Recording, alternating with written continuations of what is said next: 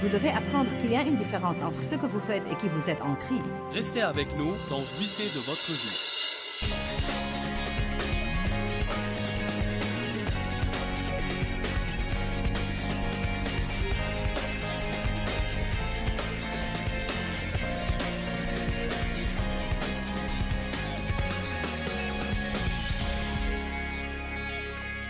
Le message ce matin concerne en fait plus le perfectionniste que celui qui veut plaire aux gens. Mais les deux vont ensemble, car ceux qui sont perfectionnistes veulent aussi se conduire parfaitement devant les autres, et ils veulent que tout le monde ait une attitude parfaite envers eux. Ils ont aussi tendance à vouloir que tous les autres aient une performance parfaite à leur égard. Donc ils peuvent finir par se fâcher contre eux-mêmes, ou paraître furieux contre les autres. Combien de vous qui êtes là savent déjà qu'ils ont tendance au perfectionnisme? Est-ce que je peux voir vos mains? D'accord. Ce n'est vraiment pas une chose facile. Souvent, car nous vivons dans un monde qui n'est pas parfait, et nous ne sommes pas parfaits, et les gens ne sont pas parfaits. En fait, il n'y a presque jamais un jour à la fin duquel vous pouvez dire « c'était un jour entièrement et complètement parfait ». Beaucoup de perfectionnistes sont aussi méga planificateurs. Ils ont des plans et parfois, suivant leur niveau de maturité spirituelle, ils peuvent être contrariés si leur plan ne marche pas. Une des choses que j'espère faire aujourd'hui avec mon message, c'est de vous donner l'opportunité de vous libérer de tas de pression, de prendre une nouvelle attitude envers vous-même, envers votre vie et envers les autres, et de vous rendre compte que vous n'avez pas à parfaitement plaire aux autres tout le temps. Car pour vous dire la vérité, si ce n'est pas une chose, ça va être une autre. Amen. J'ai failli intituler le message « Si ce n'est pas une chose, ça va être une autre », mais je l'ai intitulé « Il te manque encore une chose » à cause des écritures auxquelles je vais recourir aujourd'hui. Vous n'allez pas parfaitement plaire aux autres tout le temps. Votre vie ne va pas parfaitement vous plaire tout le temps. Et les autres ne vont pas parfaitement vous plaire tout le temps. Je ne veux pas que vous soyez vexés par ce que je vais vous dire. Je vais simplement vous dire ce qui pourrait se passer avec certaines personnes. Parfois, ça peut être difficile de vivre avec ou d'avoir une relation avec un perfectionniste vraiment fort qui n'a pas acquis une maturité spirituelle. Car il paraît que quoi que vous fassiez, ça ne va jamais être assez.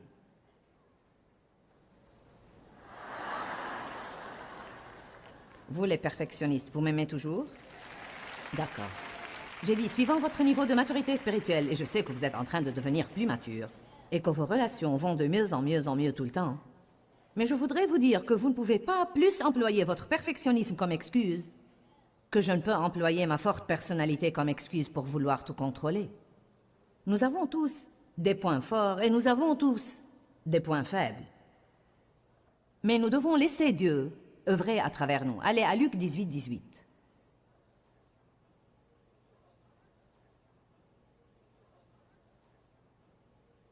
Un des chefs lui demanda, « Bon maître, toi qui es essentiellement et parfaitement bon moralement, que dois-je faire pour hériter la vie éternelle, c'est-à-dire prendre le salut éternel dans le royaume du Messie ?»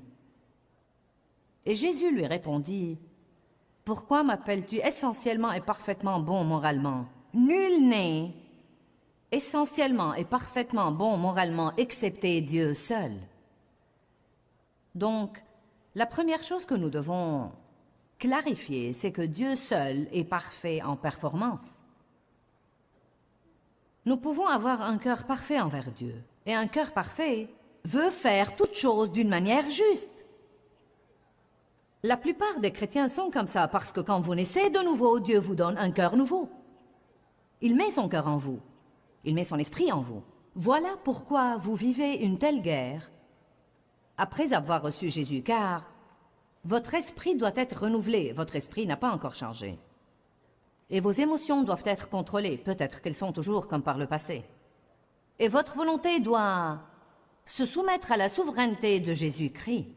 Vous pouvez être né de nouveau, mais être toujours exactement les mêmes. Donc, à l'intérieur, au tréfonds de vous, vous avez ce désir profond, ce désir irrésistible de tout faire juste, de plaire à Dieu, de marcher dans l'amour et de marcher dans le fruit de l'esprit. Mais vous avez toujours la chair. Amen.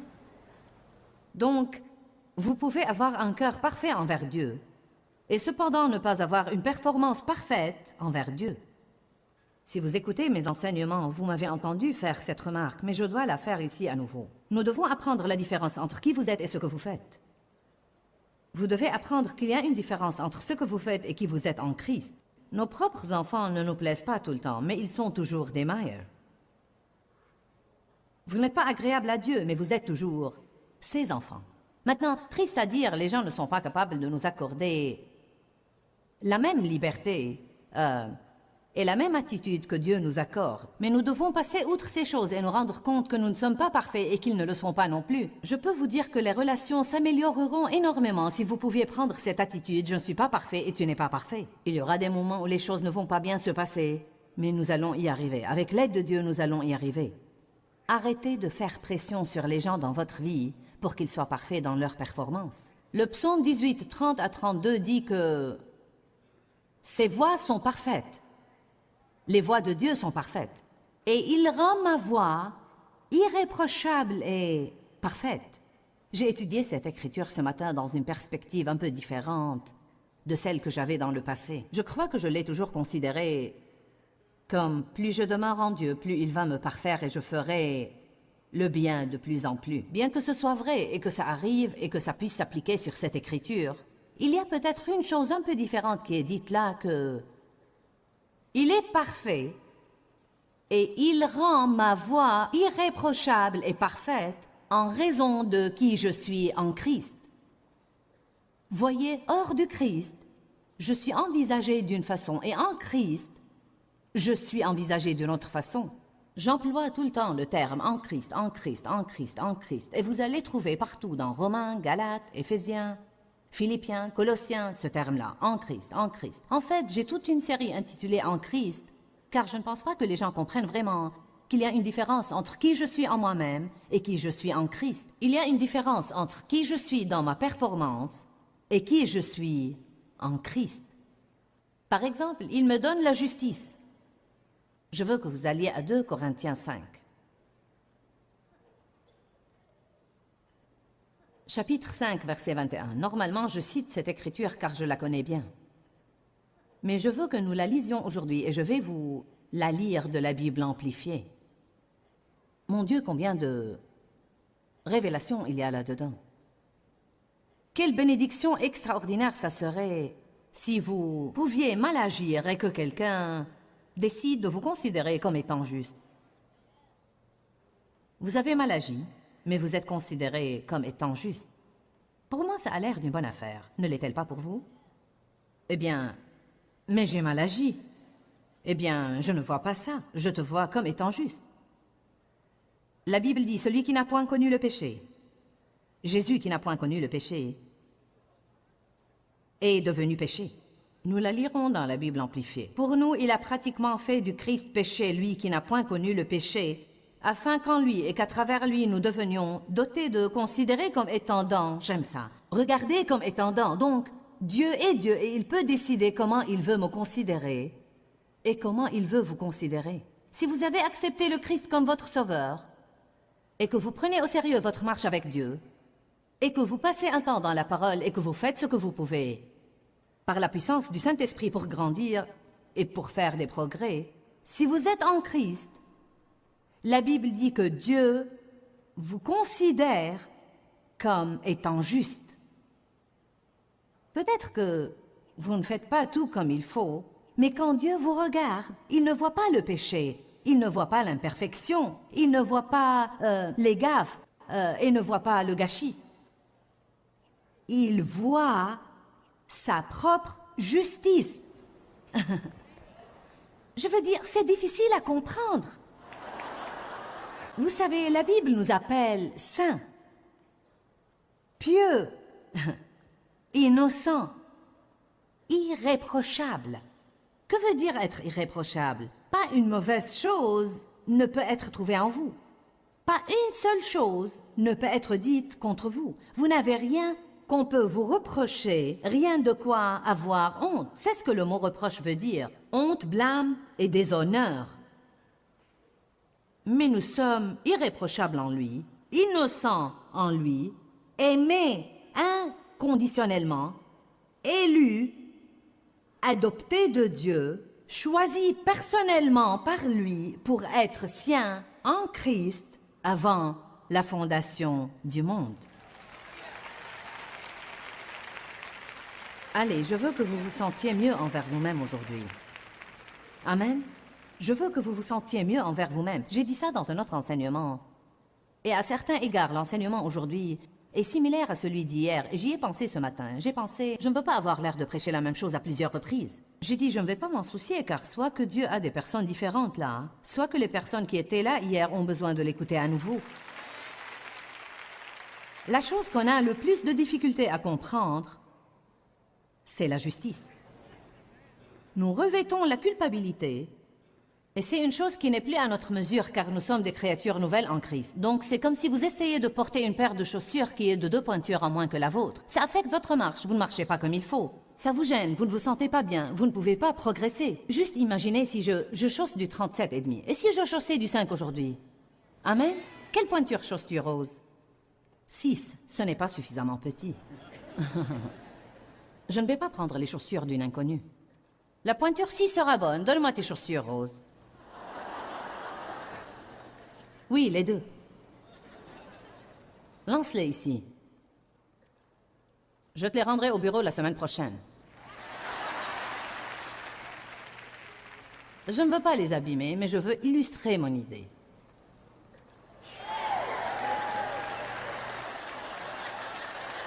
Maintenant, j'ai déjà mal. Bon, supposez que j'essaye de vivre ma vie aujourd'hui et que je porte ces chaussures qui ne sont pas à ma pointure.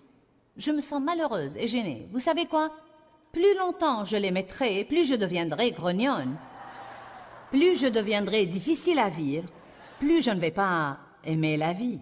Donc, comprenez-vous que nous portons la culpabilité et qu'elle nous rend aussi malheureux que lorsque nous essayons de porter des chaussures qui sont trop petites pour nous. Mais ce que Dieu veut que nous fassions, c'est de revêtir la justice. Vous devez la revêtir. Cela ne veut pas dire que c'est une chose qui va vous tomber dessus car Jésus vous l'a donnée. Cela veut dire que vous devez la rechercher. Vous allez avoir à cesser de laisser le diable vous voler et que vous allez avoir à revêtir votre justice comme une robe. Ésaïe 61 dit que quand nous revêtons la robe de la justice, ceci crée une grande joie dans notre vie. Quand vous avez la joie, vous ne pouvez pas avoir mauvaise conscience envers vous-même. Éphésiens 6 dit « Revêtez la cuirasse de la justice ». Ésaïe 61 dit « Revêtez la robe de la justice ». Vous ne pouvez pas vaincre le diable si vous ne savez pas qui vous êtes en Christ. Il vous donnera des coups sur la tête et vous vous replierez sur vous-même en ne pensant à rien d'autre qu'à ce qui ne va pas en vous tout le temps. Satan est l'accusateur des frères. Quand vous vous réveillez, il vous donnera une liste de tout le mal que vous avez fait la veille et vous assurera que vous en ferez davantage aujourd'hui. Combien de vous ont toujours affaire à la culpabilité et à la condamnation et ont mauvaise conscience envers eux-mêmes? Ça m'est égal si je parle de ça une fois par semaine jusqu'à ce que Jésus revienne. Je sais que la vérité, c'est que la plupart des gens ne sont pas heureux parce qu'ils ne s'aiment pas eux-mêmes. Au tréfond d'eux, ils n'aiment pas leur apparence, ils n'aiment pas leur personnalité, ils n'aiment pas ceci, ils n'aiment pas cela. Puis ils entrent en Christ et ils essayent de se conduire juste et ils s'aiment eux-mêmes encore moins car ils n'arrivent pas à se conduire comme il faut et ainsi de suite. Je ne vais jamais arrêter d'être émerveillée que la toute première chose que Jésus nous donne est la justice. Considérée comme étant don et exemple de la justice de Dieu. J'ai mentionné ça dans un de mes autres messages. J'ai dit jeudi matin que quand nous avons quitté, j'ai eu une petite fête d'apitoiement. Je plaignais Joyce Meyer. Avez-vous jamais fait ça? J'ai dit quelques trucs à Dave et j'ai versé quelques larmes. Puis, nous sommes venus ici à la réunion et ensuite à l'hôtel. Bien sûr, je me suis sentie mal. Je me suis senti mal pour m'être senti mal. Le diable veillera à ce que vous vous sentiez mal pour vous être senti mal. Puis, j'ai dit à Dave, eh bien, si seulement j'étais aussi stable que toi. Il a dit une chose, et je pense que c'est de cette façon que Dieu veut nous parler. Il a dit, je crois que tu t'en tires super bien. Tu as beaucoup changé au fil des années, tu as fait du chemin. Et il a dit,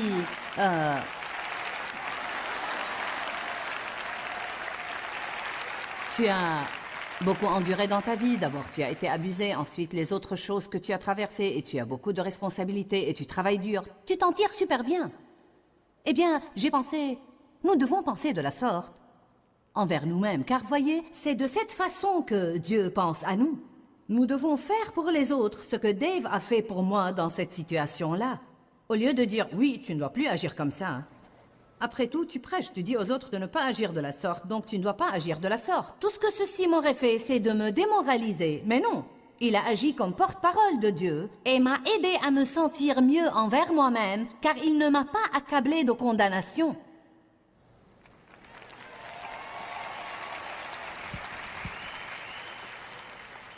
Vous savez, nous pouvons vraiment encourager les autres davantage si nous le voulions. Je ne peux pas croire que tu aies fait ça. Eh bien, regarde un peu ce que tu fais toi-même. La Bible dit, les mêmes choses pour lesquelles nous jugeons les autres, nous les faisons nous-mêmes. Nous ne voyons que les bons côtés de nous-mêmes, mais nous voyons les défauts des autres avec la loupe. Vous n'avez pas d'excuse pour vous conduire de la sorte, mais moi j'en ai toujours une. Pour nous, il a fait du Christ péché, lui qui n'a point connu le péché, afin qu'en lui et à travers lui, nous devenions dotés de et considérés comme étant dans et un exemple de la justice de Dieu. Ce que nous devons être, approuvés et acceptés et en bonne relation avec lui. Mais je n'avais jamais vraiment fait attention à ces 3 derniers mots, mais je les ai coloriés en jaune ce matin, et c'est entièrement par sa bonté.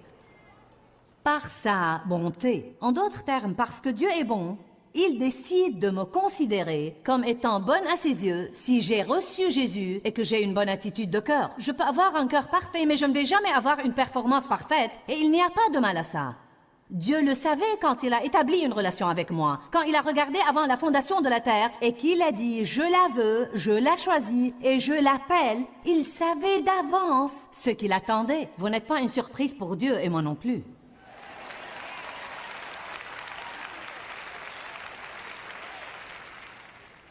Rappelons-nous ce que Dieu a dit à Jérémie dans Jérémie chapitre 1. « Avant que je t'eusse formé dans le ventre, je te connaissais. » Je te connaissais. Il ne parle pas de « Ah oui, oui, oui. Tu connais le président? Oh oui, je le connais. » Eh bien, je sais que George Bush est le président, mais je ne le connais pas. Quand Dieu dit qu'il connaissait Jérémie, cela veut dire qu'il connaissait tout ce qu'il allait faire, juste, faux, médiocre, bien, mal. Et il a dit, je t'ai choisi pour œuvrer à travers toi. Avant que je t'eusse formé dans le ventre, je connaissais chaque erreur que tu ferais et je t'ai appelé à avoir une relation avec moi et je t'ai choisi. Eh bien, sûrement chacun de nous peut dire, il me manque au moins une chose. Nous avons tous affaire à l'incapacité et nous avons besoin de Jésus. Il nous manque une chose à tous. Nous ne devons pas nous détester nous-mêmes pour cela. Nul de nous n'est parfait, mais nous pouvons avoir un cœur parfait. Abandonnez la frustration que vous avez envers vos imperfections et détendez-vous un petit peu. Aimez-vous vous-même. Arrêtez de vous soucier trop de vos défauts. Dieu savait que vous aviez besoin d'aide quand il a établi une relation avec vous. C'est pourquoi il a envoyé Jésus. Et en Jésus, nous sommes considérés comme étant justes, pieux, irréprochables et aimés. Vivez la vie que Dieu est mort pour que vous puissiez vivre. Une vie libre.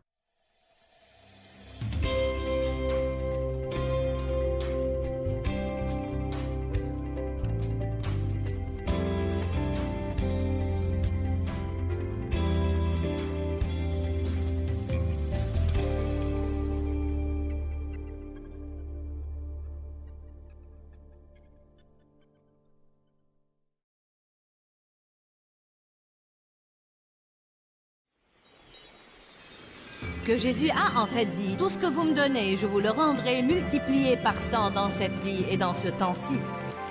Restez avec nous dans Jouissez de votre vie.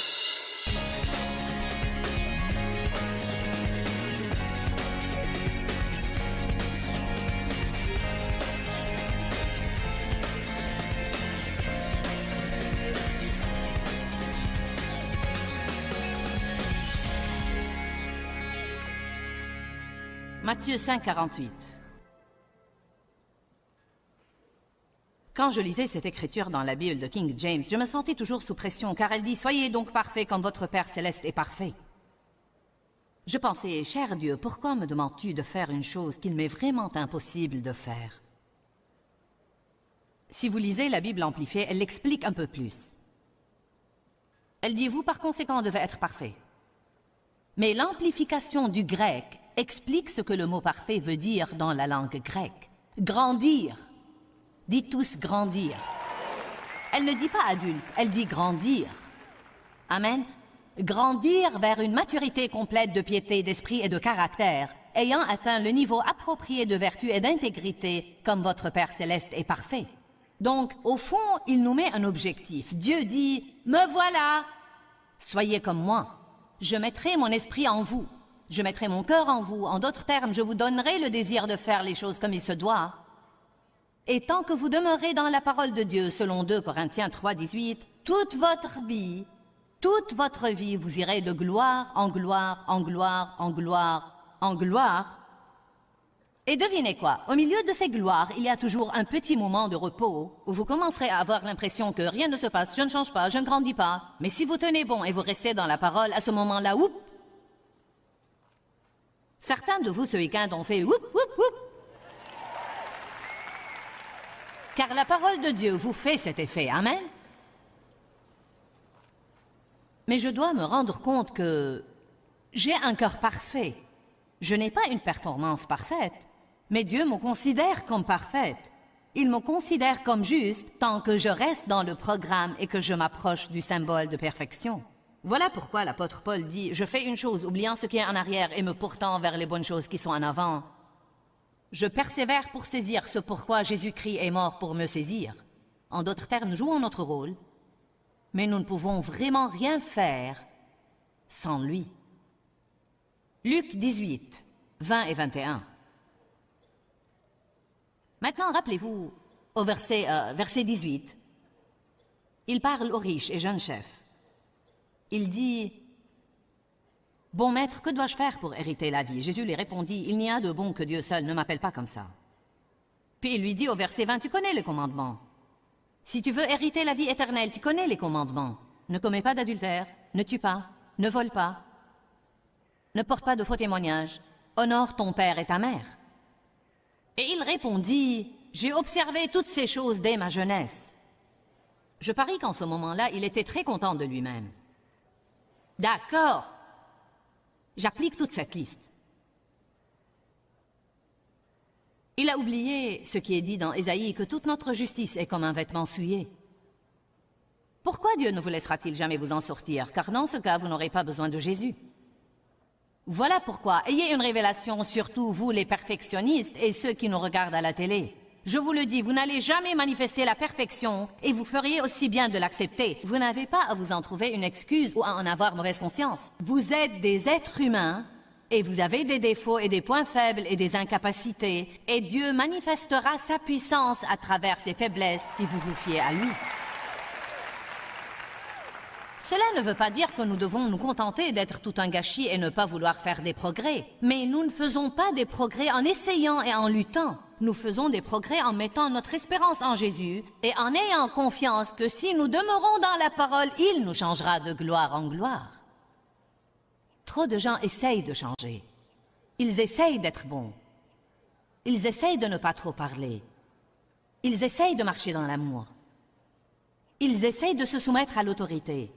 J'aime utiliser cet exemple. Avez-vous jamais vu un pommier planté sur une colline qui dit « D'accord, c'est la saison des pommes. » Oh.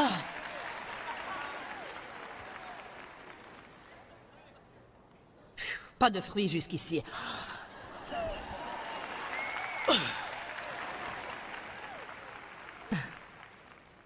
Peut-être que si vous faites ça assez longtemps, vous aurez une itsy-bitsy petite quantité de fruits minuscules et desséchés qui ne vont faire du bien à personne. La seule façon de vraiment acquérir le fruit du caractère pieux dans notre vie, c'est de nous appuyer sur Dieu et de dire « Dieu, sans toi, je ne peux rien faire. Je vais demeurer en toi et demeurer dans ta parole. Et je crois que si je fais ça, tu permettras que je porte beaucoup de fruits. J'ai des points faibles, Dieu, mais tu es le seul à pouvoir me changer. Cher Dieu, combien d'années ai-je lutté avec moi-même, et avec mes défauts, et avec mes points faibles, en ne m'aimant pas, en étant fâché contre moi-même pour ne pas avoir pu prier assez longtemps et en ne pouvant pas le faire, en me comparant à tous les autres. Tu as mémorisé les psaumes, et parfois je ne peux même pas me rappeler où ils sont, et tu as fait ceci, et tu as fait cela, et je ne peux pas le faire. Quelqu'un de vous a jamais essayé de se changer? Ou à essayer de changer quelqu'un d'autre dans sa famille? En fait, vous avez besoin de rentrer chez vous et de dire à certaines personnes, vous savez quoi? Je vais vous accepter comme vous êtes. Acceptez-moi comme je suis. Et fions-nous tous à Dieu pour nous changer. Je prierai pour vous, priez pour moi. Trouvons un point d'entente au lieu de toutes ces situations de mésentente. Alléluia! Vous n'allez guère porter du fruit en luttant plus que le pommier peut porter du fruit en luttant. Vous devez vraiment vous rendre compte que vous avez des défauts et des points faibles et que Dieu seul peut vous changer. Apparemment, ce type n'avait pas réalisé qu'il en avait. Oh, j'ai fait ça. Dieu soit loué. Mais j'aime ce que Jésus dit là. Verset 22. Et quand Jésus l'entendit, il dit, « Eh bien, il te manque encore une chose. » Il te manque encore une chose. Ce qui lui manquait, c'est qu'il aimait trop son argent. Il nous manque à tous quelque chose. Nous avons tous affaire à quelque chose. Les gens ont pris ces versets de l'Écriture sur ce riche et jeune chef, et le fait que Jésus lui ait dit, « Si tu veux vraiment être parfait, va vendre tout ce que tu as et donne-le aux pauvres. » Beaucoup de gens ont pris ça comme base biblique pour dire que les chrétiens ne doivent rien posséder. Eh bien, ce n'est pas le cas, car si vous lisez la suite de ça, vous trouverez que Jésus a en fait dit « Tout ce que vous me donnez, je vous le rendrai multiplié par 100 dans cette vie et dans ce temps-ci. » Il n'essayait pas de laisser le type sans le sou. Il essayait de lui dire « Si tu me donnes tout ce que tu as, et Dieu demande de nous ce que nous avons du mal à donner. »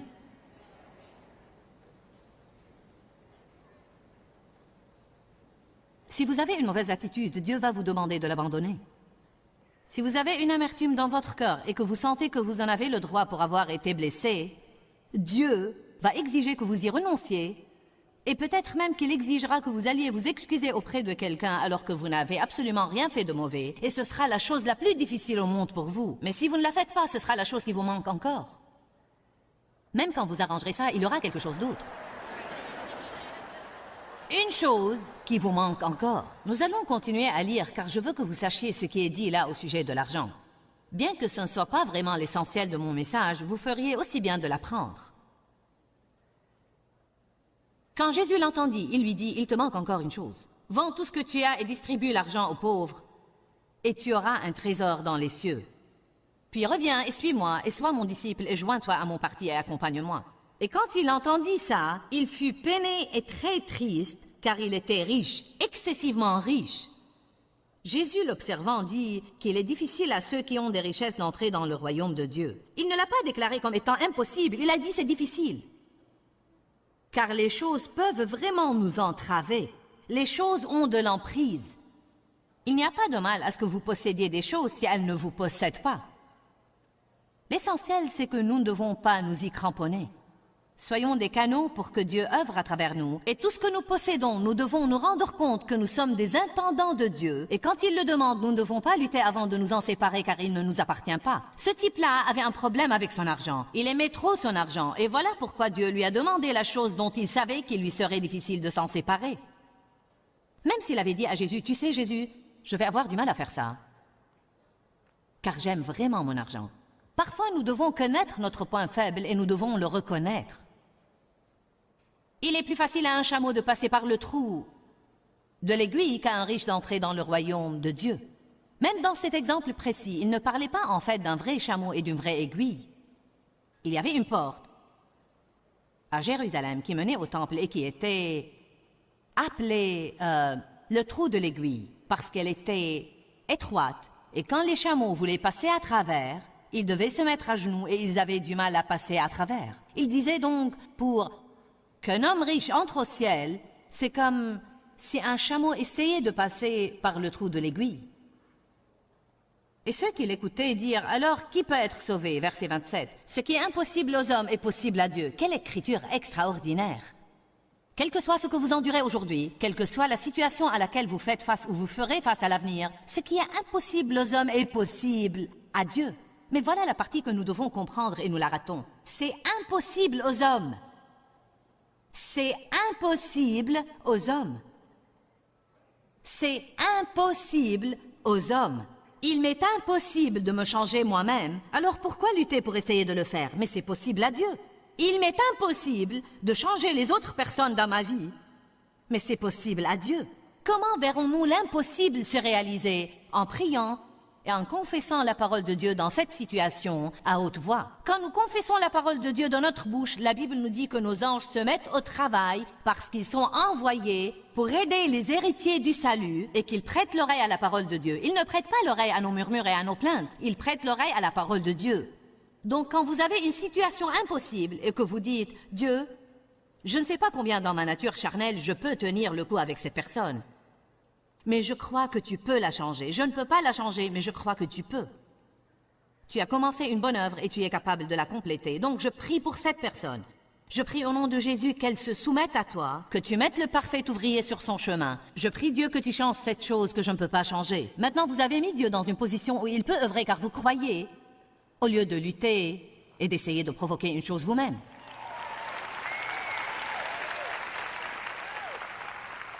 Ce qui est impossible aux hommes, j'ai lu cette écriture pendant des années et des années et des années et des années.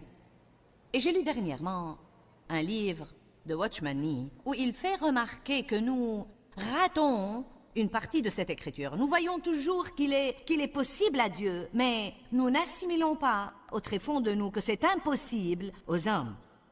Donc pourquoi continuons-nous à essayer de faire l'impossible? Si Dieu dit qu'il vous est impossible de changer, pourquoi même essayer? Amen. En fait, laissez-moi vous lire là ce que Watchman Nee dit à ce propos, et nous verrons ce que vous en penserez. C'est dans son livre intitulé « La vie qui gagne ». Voilà l'attitude dont il parle. Il dit que le premier pas que vous devez prendre, c'est dire à Dieu, « Oh Dieu, je ne peux pas, et je ne veux pas. Je suis fichu. Je renonce à essayer. Je ne vais plus lutter. » Ça s'appelle céder. Ça marque le premier pas vers la délivrance.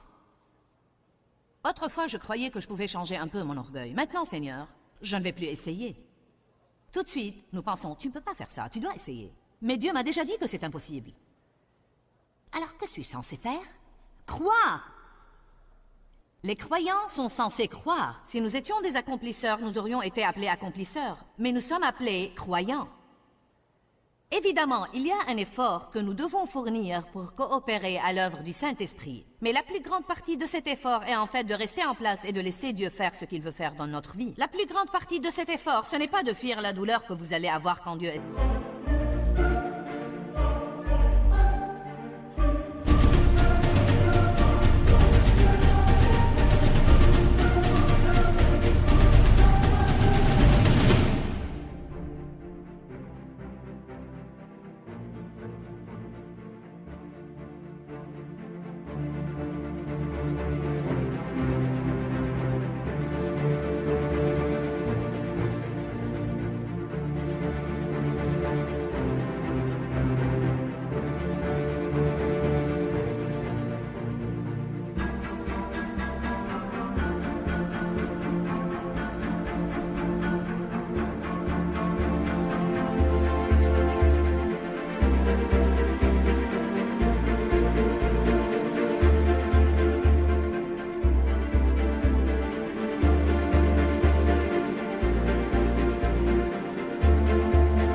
d'œuvrer en vous alors que vous préférez qu'il vous laisse tranquille. Autrefois, je pensais que je pouvais améliorer mon caractère un peu. Maintenant, Seigneur, je renonce complètement. Autrefois, j'imaginais que je pouvais contrôler ma langue. Maintenant, Seigneur, je renonce. Je ne peux pas, je ne vais pas essayer de changer, je renonce complètement. Puis il dit, seulement quand ça devient impossible pour vous, ça devient possible pour Dieu. Seulement quand ça devient impossible pour vous, ça devient possible pour Dieu. Car tant que nous pensons qu'il nous est possible de faire quelque chose, nous allons continuer à essayer de comprendre et à essayer de trouver une solution. Nous allons rester dans le domaine du raisonnement, nous allons rester dans le domaine des inquiétudes, nous allons rester dans le domaine de la peine. Mais si je sais que quoi que j'essaye de faire, c'est impossible, je ferai aussi bien de dire « D'accord, Dieu, j'ai compris cette partie, j'arrête, mets-toi au travail. » Je me rappelle en ce moment, lorsque Dieu m'enseignait ces leçons depuis des années et des années, quand je luttais, et que j'essayais de me changer, et que j'essayais de changer Dave, et que j'essayais de changer mes enfants, et que j'essayais d'agrandir mon ministère, et que j'essayais d'avoir la prospérité, et que j'essayais, et j'étais si frustrée. J'étais spirituellement épuisée tout le temps. Rien ne nous épuise plus que d'essayer de faire quelque chose à propos d'une chose envers laquelle nous ne pouvons rien. D'essayer d'arranger quelque chose que Dieu seul peut arranger. Allez, combien de vous sont exaspérés contre eux-mêmes? Bon. Eh bien, vous devez comprendre ça aujourd'hui. Ça vous est absolument impossible. Je sais que l'on vous dit toujours, eh bien, tu dois essayer. Tu dois essayer. Mais notre tâche comme croyants, c'est de croire. Nous avons bien un travail à faire, mais c'est un travail spirituel. Dieu, je me fie à toi pour me changer. Ensuite, vous verrez des changements apparaître dans votre vie. Mais vous ne pouvez pas vous en attribuer le mérite, car c'est Dieu qui les a faits. Un des moments les plus frustrants dont j'ai fait l'expérience, c'est quand j'essayais d'apprendre à me taire. J'avais écouté un message au sujet de ne pas trop parler et j'ai pensé, ça suffit. Ma bouche m'attire toujours des ennuis, alors je ne vais absolument rien dire. C'est la façon de faire de la chair. Elle va d'une extrême à une autre extrême. La façon dont vous réparez trop parler, c'est je ne vais rien dire. Je ne vais plus avoir des ennuis car je ne vais plus parler. Puis tous ceux qui vous entourent pensent que vous êtes fou, fâché, bizarre, dingue et excentrique. Qu'est-ce qui vous prend? Car normalement, votre bouche court à 150 km/h et maintenant vous ne dites rien. Alors, je me réveillais le matin et Dave me parlait et je disais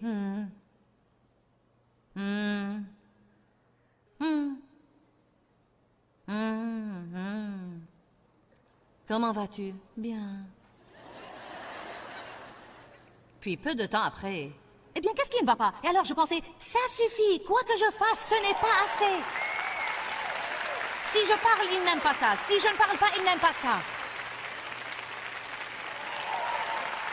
Allez, levez haut la main et dites, je sais de quoi elle parle.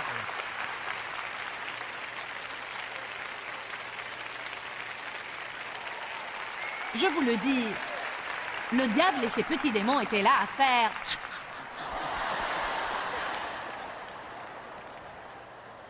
Ils nous gardent sur le manège de la même chose stupide encore et encore et encore et encore. Essaye et échoue, essaye et échoue, essaye et échoue, essaye et échoue, essaye et échoue, essaye et échoue. Le seul avantage, c'est que de temps en temps, nous en sommes au point où nous disons « Ça suffit, Dieu, j'arrête, je renonce. Je ne vais même plus essayer, je ne vais pas le faire. C'est très difficile pour moi, Dieu. Je ne vais même plus essayer. Et si jamais quelque chose doit changer, tu vas avoir à le faire. »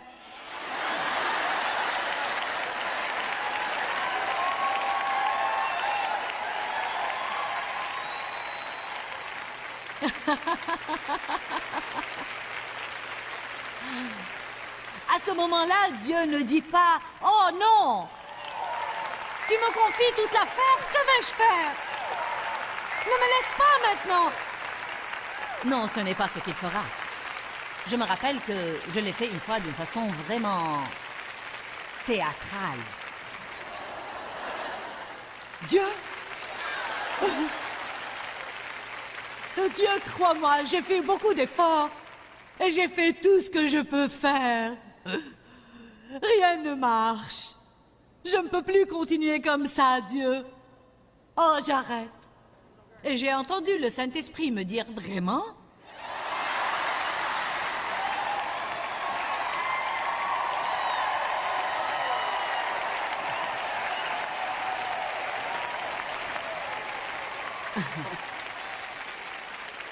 Et j'ai pensé, pourquoi tu as l'air si excité?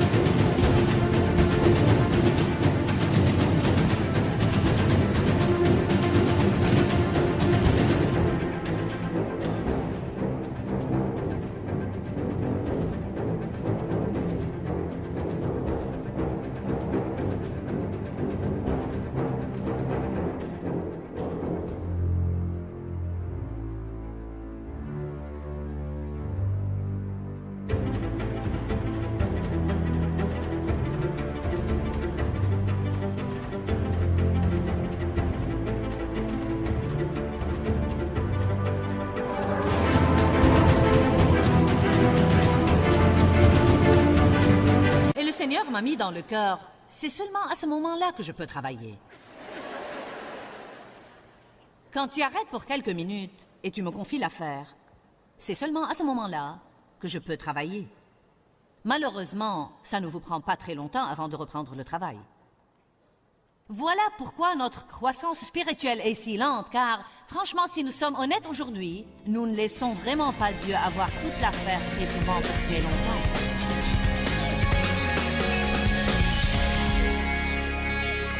Eh bien, sûrement chacun de nous peut dire « il me manque au moins une chose ». Nous avons tous affaire à l'incapacité et nous avons besoin de Jésus. Il nous manque une chose à tous. Nous ne devons pas nous détester nous-mêmes pour cela. Nul de nous n'est parfait, mais nous pouvons avoir un cœur parfait. Abandonnez la frustration que vous avez envers vos imperfections et détendez-vous un petit peu. Aimez-vous vous-même. Arrêtez de vous soucier trop de vos défauts. Dieu savait que vous aviez besoin d'aide quand il a établi une relation avec vous. C'est pourquoi il a envoyé Jésus. Et en Jésus, nous sommes considérés comme étant justes, pieux, irréprochables et aimés. Vivez la vie que Dieu est mort pour que vous puissiez vivre. Une vie libre. Sortez de la boîte dans laquelle le monde essaye de vous emprisonner. Et soyez les personnes que Dieu veut que vous soyez. Pourquoi, Seigneur, pourquoi? Dans ce livret, Joyce Meyer nous enseigne à travers la parole comment être délivré de la confusion. Pour obtenir ce livret gratuitement, écrivez-nous à Joyce Meyer, boîte postale 40095-6300 Larnaca, Chypre. Ou bien visitez notre site web www.joycemeyer.org/fr.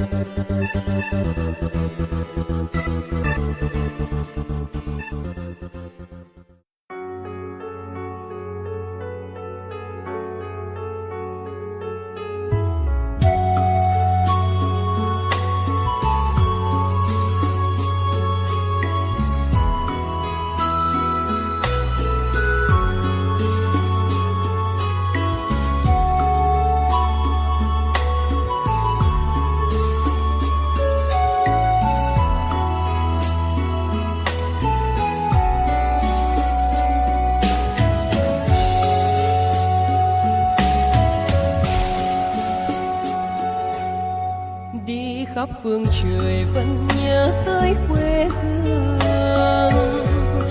Người về đây thăm làng Trù quê mẹ và làng Sen quê cha, xúc động bồi hồi người rơi giọt lệ, thương mái nhà tranh thương đất mẹ nghèo, đi suốt cuộc đời mới được thăm.